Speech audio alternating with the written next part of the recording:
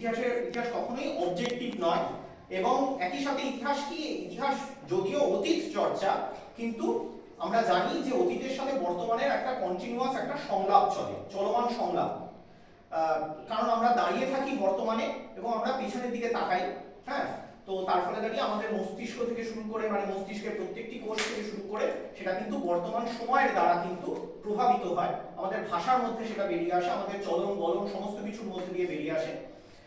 তো সেই দিক থেকে আজকে আমাদের বিষয় যেটা, সেটা হচ্ছে হিস্টোরিওগ্রাফিক্যাল ডিবেটস। হিস্টোরিওগ্রাফিক্যাল ডিবেট অর্থাৎ ইতিহাস চর্চার সংক্রান্ত যে বিতর্ক। হিস্টোরিওগ্রাফি কথার অর্থ হচ্ছে ইতিহাস চর্চা। তো আমরা আর নতুন করে বক্তব্যের অবতারণা না করে একেবারে মূল জায়গায় চলে যাই।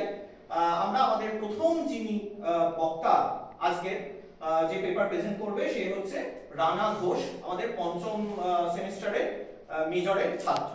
তো রানা ঘোষকে আজকে আমরা একটু দেখে নেব, এরপর আমরা রানা ঘোষের কথা শুনবো আগামী 10 থেকে 12 মিনিট ধরে।